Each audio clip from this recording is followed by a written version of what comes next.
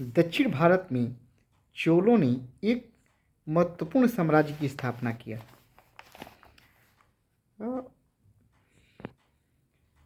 उन्होंने न केवल एक सुदृढ़ साम्राज्य की केवल भारत में स्थापना की, बल्कि उन्होंने सुदूर आपका बाली द्वीप तक उन्होंने जो इंडोनेशिया तक उन्होंने अपने साम्राज्य का विस्तार किया और लंका को भी अपने अधीन किया।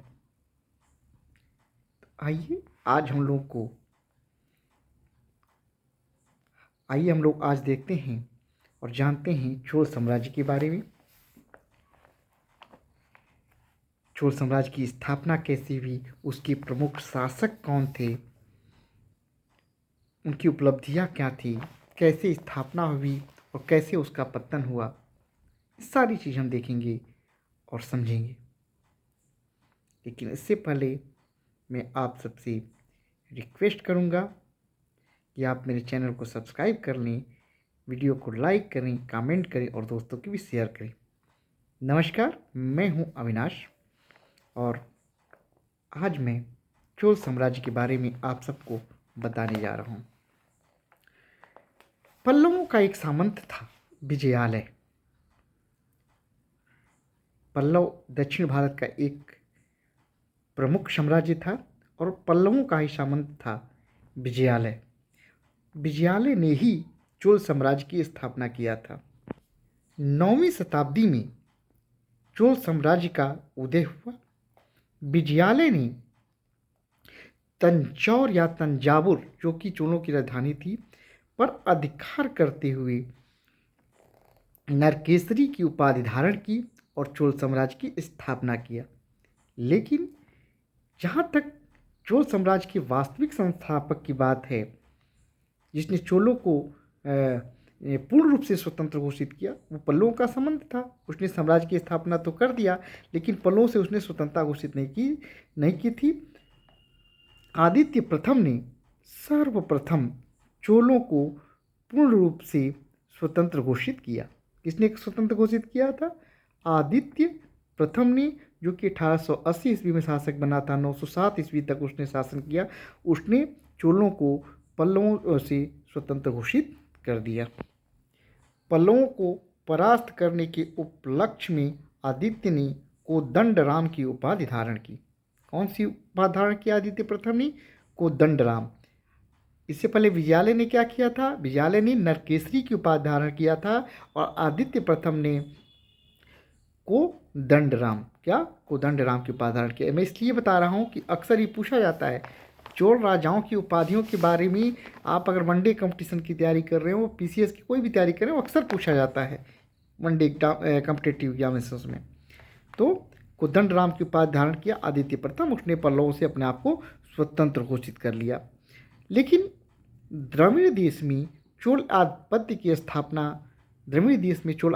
स्थापना किया परांतक प्रथम ने, जो 907 ईस्वी में चोल शासक बना, चोल की गद्दी पर बैठा और उसने 953 ईस्वी तक शासन किया। 907 ईस्वी से 953 ईस्वी तक परांतक प्रथम ने शासन किया और परांतक प्रथम ही जो है वो द्रविड़ देश में चोल आधिपत्य की स्थापना किया। पूछा जाता है कि द्रविड़ देश में चोल आधिपत्य की स्थापना किसने किया था? तो द्रविड़ देश में चोल आधिपत्य की स्थापना किया परांतक प्रथम ने पांड्य राज्य को हराया और मदुरै कोंड की उपाधि धारण किया।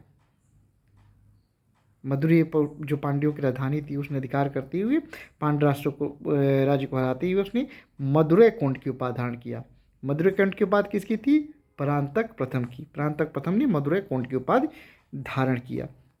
915 ईस्वी में परांतक ने वेल्लूर के युद्ध में पांड्य व श्रीलंका की संयुक्त सेनाओं को बुरी तरह से पराजित किया।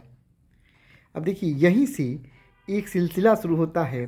परांतक प्रथम से ही श्रीलंका के राजाओं के साथ संघर्ष की और अंततः चोल राजाओं द्वारा श्रीलंका पर पूर्ण अधिकार की। 915 ईस्वी में परांतक ने वेल्लूर के युद्ध में, किस युद्ध में? वेल्लूर के युद्ध में पांड्य व श्रीलंका की संयुक्त सेनाओं को बुरी तरह से पराजित किया। दक्षिण भारत में की राजनीति में श्रीलंका के इस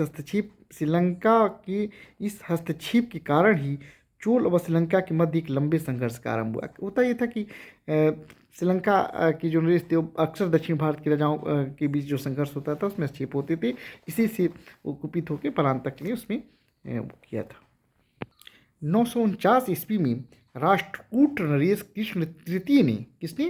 कृष्ण तृतीय, राष्ट्रकूट नरेश कृष्ण तृतीय ने चोलों को पूरी तरह से पराजित किया।